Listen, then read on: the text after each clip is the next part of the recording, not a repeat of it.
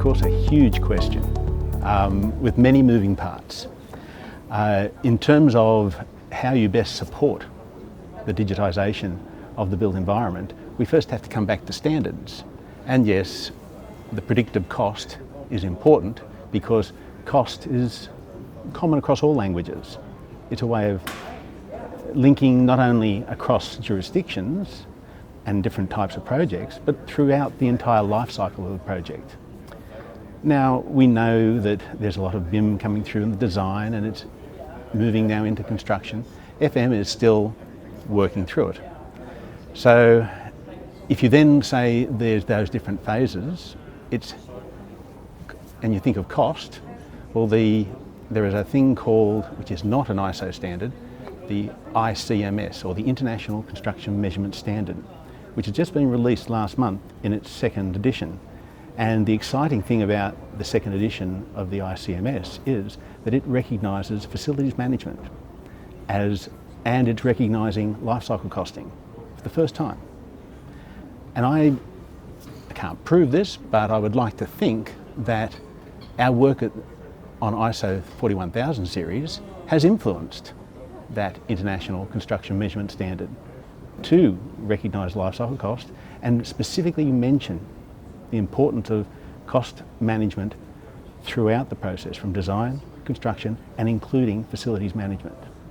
There are many different protocols around the world which have evolved independently, and it's only in this digitised age that we now find that compelling case in a global, and link digitisation to globalisation. And that's why I called in benchmarking before. And people love to understand what it's going to cost. The cost predictiveness fundamentally underpins whether a project proceeds or not. So that's why it's central to everything we do. Albeit that it's not part of ISO 41000, so I'm now drawing in other links, but those other areas, such as the work of the ICMS, wouldn't have happened without the leadership of TC 267 over the last 7 years in developing the suite of standards that we now have, 4 of which are published. 2 more will be soon be published in 2020. It's an exciting time.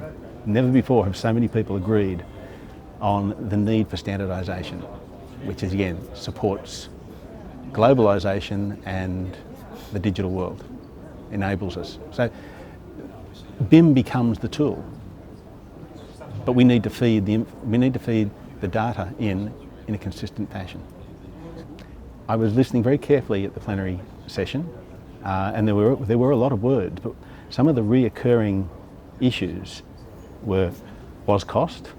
That is something which comes up on all types of projects at all different phases through its life. So I picked up on that, cost and budget. There were different words used, but also the idea of being able to provide amenity, which is that more sustainable and productive, livable environment. So if you look at a core theme, it is about quality of life. So we've got to be able to deliver projects and facilities to a budget, providing a level of amenity, and of course, safety. They were the themes that I took away from the plenary session. So I think we're on track, and it's then how digitisation supports the design, the construction, and the facilities management. The actual capital cost is only what we see, and ultimately that is what most projects are historically decided on.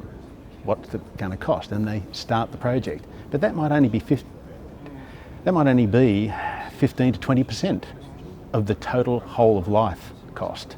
So as you then go through that operational phase, so you might design, construct a project, and there's a range of different types. But let's say it took 5 years from concept to practical completion, or the opening of the building. That building or facility could then have a life of 40, 60 or 100 years.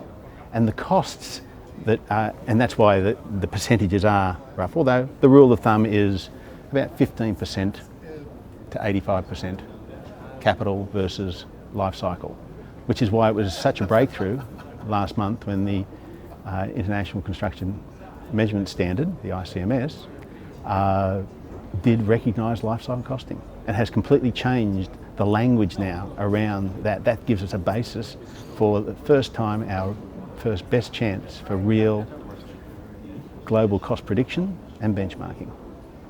And of course you then need the digital tools to support that.